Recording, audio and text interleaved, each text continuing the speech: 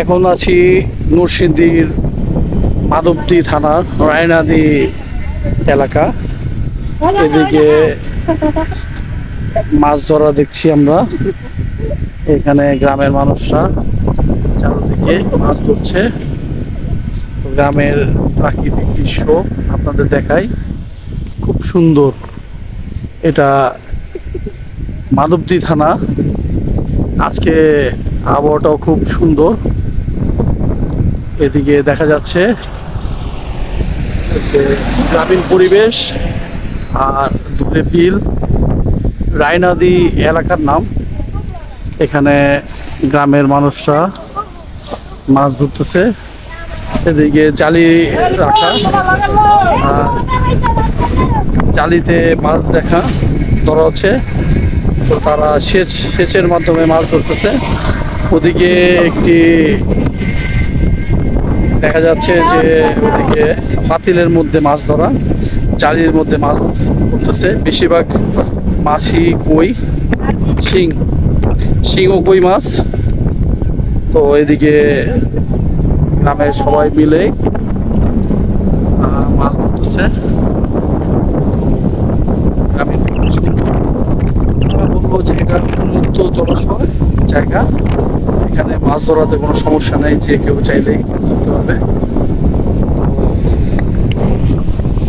এদিকে দেখছি যে মাছ ধরা হচ্ছে। এই মাছগুলো তারা বিক্রি করবে না, বাসার জন্যই করতেছে। তো তাদের সাথে কথা বললাম যে তারা এলাকার মানুষ ও এগুলো বাসার জন্যই নিচ্ছে। আমরা যদি একটু সামনে যাই,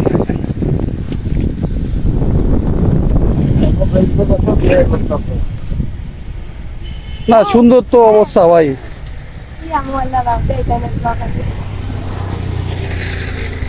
ভাই কি কি মাছ পাইলেন ভাই? কি কি মাছ পাওয়া যায়? কই মাছ, টাই মাছ, কই মাছ এলাকার মধ্যে কই মাছের বেশি। কই মাছের সংখ্যা বেশি। কই মাছ, হ্যাঁ। তারপর টাকি, শিঙ্গের পোনা, তারপরে ও শিং, দেশি মাছ সব। সব বেশি। আচ্ছা আচ্ছা, আপনারা সবাই এই এলাকারই নাকি ভাই? সব এলাকার। আচ্ছা আচ্ছা, কিরকম মাছ পাওয়া যাবে এটা সেচলে?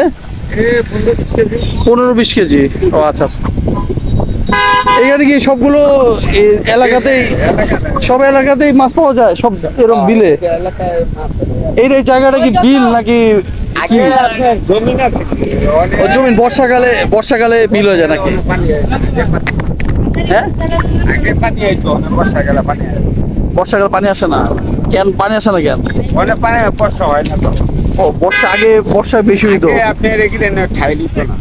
ঠাই হইতো না এদিকে পানিতে। ও আচ্ছা আচ্ছা। এদিকে যতটুকু শুনলাম যে 15-20 কেজি মাছ পাওয়া যায়। আর মোটামুটি প্রচুর মাছই পাওয়া যায়। এলাকার ভাইরা মাছটা দেখানো যাবে? আরে অনেক মাছ। আচ্ছা ধন্যবাদ ভাই। তো ঠিক আছে, এদিকে সবাই মাছ ধরাতে ব্যস্ত, সবাই বিজি মানুষ। তারপর আমাকে একটু সময় দিল, ভালোই লাগলো। এদিক দিয়ে সেচের মাধ্যমে মাছ ধরা হচ্ছে।